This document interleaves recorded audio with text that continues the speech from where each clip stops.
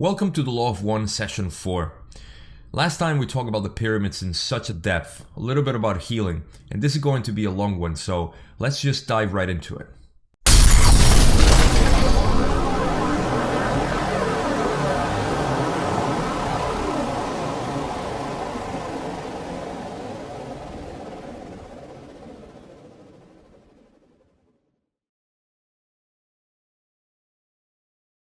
I'm only picking the most relevant questions for this session that really create a narrative as to what they were asking and what I want to present here.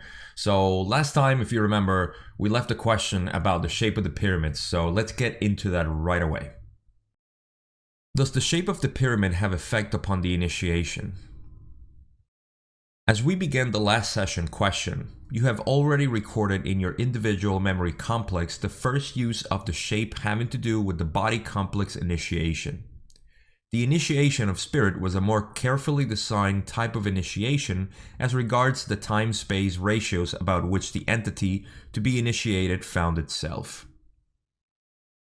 If you will picture with me the side of the so-called pyramid shape and mentally imagine this triangle cut into 4 equal triangles, you will find the intersection of the triangle, which is at the first level on each of the 4 sides, forms a diamond in a plane which is horizontal.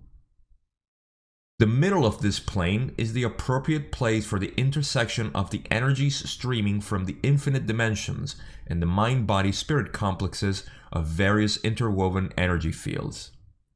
Thus, it was designed that the one to be initiated would, by mind, be able to perceive and then channel this, shall we say, gateway to intelligent infinity. This, then, was the second point of designing this specific shape.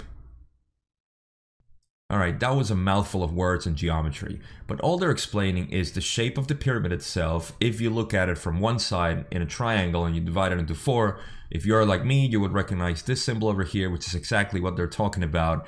And in the middle of that triangle and on the top of the bottom triangles, as you can see here, there is the center where all the energy concentrates in and helps with the initiation in a great way. It has to do with how the energy's influx goes into every sort of pyramid, but that's what they were explaining here. The next question has to do if this large pyramid at Giza has any function right now, or if it's working. Is the large pyramid at Giza still usable for this purpose, or is it no longer functioning? That, like many other pyramid structures, is like the piano out of tune. It, as this instrument would express, plays the tune, but, oh, so poorly. The disharmony jangles the sensitive. Only the ghost of the streaming still remains due to the shifting of the streaming points, which is in turn due to the shifting electromagnetic field of your planet. Due also to the discordant vibratory complexes of those who have used the initiatory and healing place for less compassionate purposes. Well, the pyramid is not functioning very well because of the changes in the electromagnetic field of planet, which kind of makes sense as we're rotating and everything is kind of like unaligned, but also because of the misuse of the people in the past on how they used this for initiatory processes. And we talked about this, how the elite took over and other things happened that they didn't plan on doing. So all this discordance is still there, and it causes the pyramid to not function as well as before.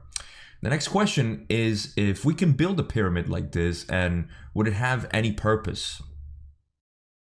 My question then would be, are there individuals incarnate upon the planet today who would have the necessary inner disciplines to, using your instructions, construct and initiate in a pyramid they built and then possibly do it again?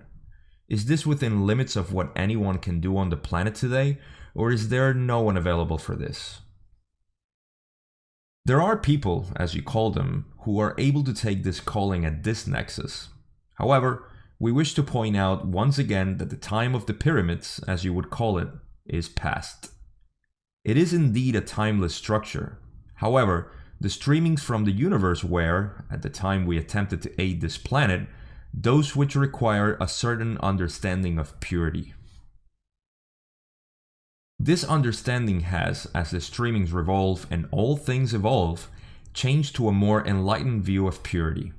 Thus, there are those among your people at this time whose purity is already one with intelligent infinity. Without the use of structures, healer-patient can gain healing. This is a great way to end the pyramid talk, because what they're saying here is that even though a pyramid structure, if built right now, can be used and it has a purpose and it works, has a function, we don't need it anymore because we as humanity has reached a point where we can achieve that by ourselves.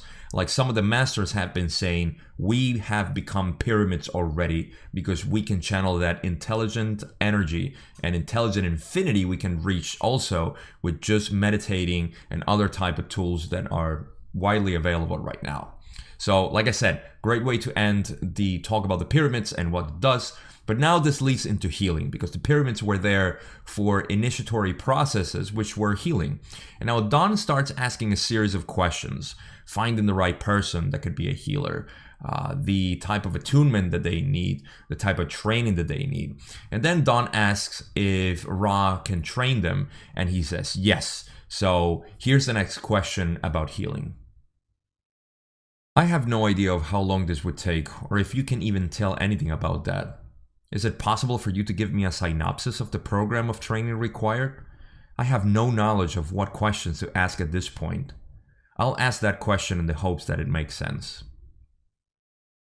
We consider your request for information, for as you noted, there are a significant number of vibratory sound complexes which can be used in sequence to train the healer. The synopsis is a very appropriate entry that you might understand what is involved. Firstly, the mind must be known to itself. This is perhaps the most demanding part of healing work. If the mind knows itself, then the most important aspect of healing has occurred, for consciousness is the microcosm of the law of one. The second part has to do with the disciplines of the body complexes. In the streamings reaching your planet at this time, these understandings and disciplines have to do with the balance between love and wisdom in the use of the body in its natural functions. The third area is the spiritual, and in this area, the first two disciplines are connected through the attainment of contact with intelligent infinity. Pretty simple. The synopsis is to heal through body, mind, spirit. And as they say here, the mind is the first one, most important one, because knowing the self is probably the hardest thing to do, but the most rewarding and the best part of the healing process. So again, the mind is the most important part of the healing process. Knowing the self, knowing who you are, knowing where you come from, what your purpose is, why you're here, your own internal essence is what you need to find in order to heal. That's the biggest part of it. Now, the other two parts are not well understood by Don, so I'm going to go over what he asks and what they say about the other two, which is the body and the spirit. I believe I have a little idea of the accomplishment of the first step. Can you elaborate a little bit on the other two steps, which I am not at all familiar with? Imagine the body. Imagine the more dense aspects of the body. Proceed therefrom to the very finest knowledge of energy pathways which revolve and cause the body to be energized. Understand that all natural functions of the body have all aspects from dense to fine, and can be transmuted to what you may call sacramental. This is a brief investigation of the second area. To speak to the third, imagine, if you will, the function of the magnet. The magnet has two poles. One reaches up, the other goes down. The function of the spirit is to integrate the upreaching yearning of the mind-body energy with the downpouring and streaming of infinite intelligence. This is a brief explication of the third area.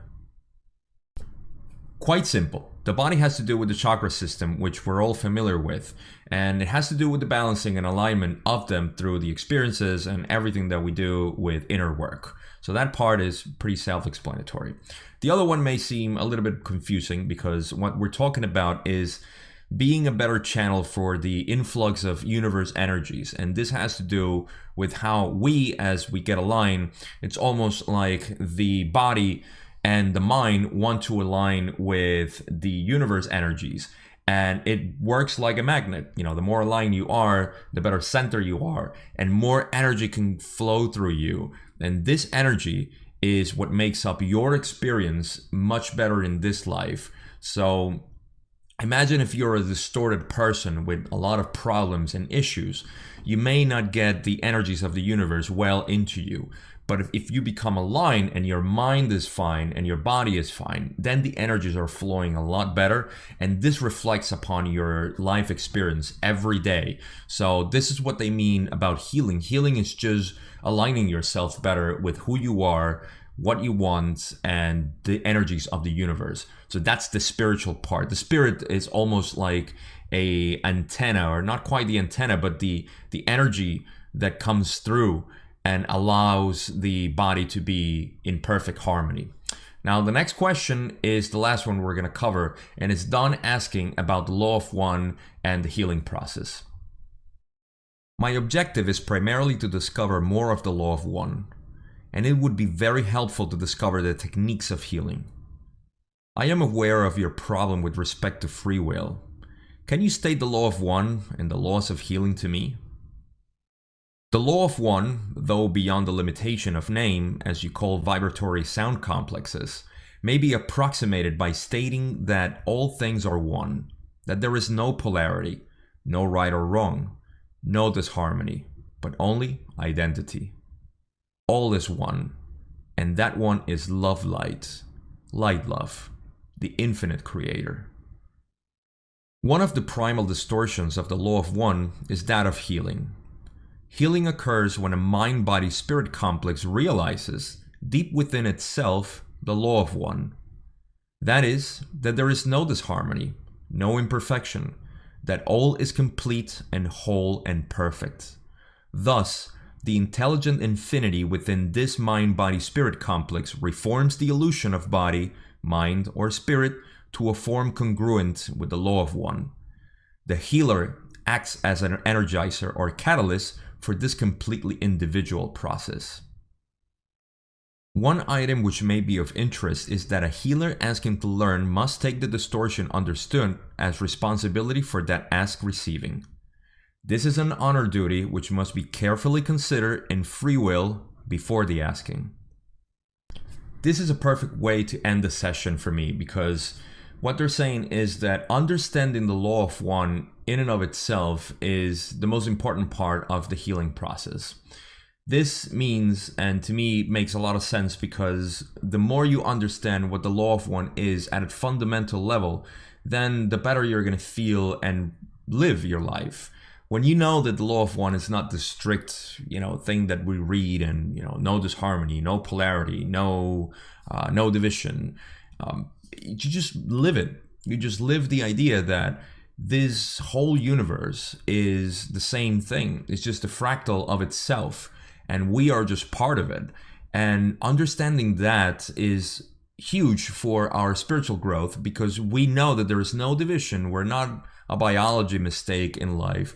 We're not specific people with a very narrow purpose in this life. We're not just crude organisms just moving around a planet in a sterile universe.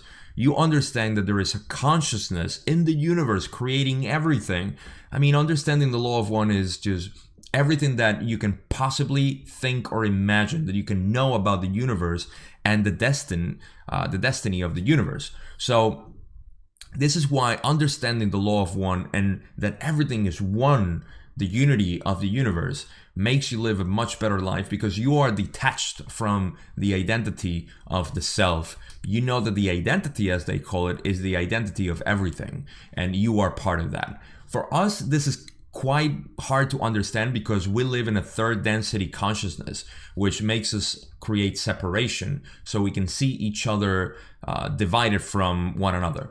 But that is just the experience that we're living right now. When you understand that you have a spirit inside you and that you belong to a unity of a sea of consciousness, then this creates a much better view of your life, of the world, of anybody. Whether you consider people bad or evil, there is no such thing. It's just negative or positive polarity. And remember, you can't have a positive polarity, which is what most of us want to have, without negative. So there needs to be a contrast. You need to appreciate this. This is part of the law of one as well. The lower levels of dimensions where we are right now requires this negative polarity for us to grow, for us to have catalyst, for us to just continually advance in our spiritual growth at the spiritual level, of course. So that's why understanding the law of one is the most important thing for everybody to heal, to understand who you are in this universe, to understand what it is to be part of this universe, to understand the gratefulness that we should have for having a spot in this timeline, in this time space, as they call it, and being able to live this experience. There's so many things to be grateful, and I just wanted to end this session with that in mind, because people need to know how important they are in the universe, how important their purpose is, and how aligned they need to be with themselves, with their body, with their mind, knowing who they are, and with the spirit, which is the energy that is coming from the universe. So that's all I got here. Session 5 is going to be a short one because there's only one big question that they're going to talk about healing, but there's a lot to cover there. So I'll see you in session 5. Remember, subscribe, like, everything else. In the description box is all the information if you want to join the Facebook group and everything else. And that's all I got. Session 5 is next. I'll see you then.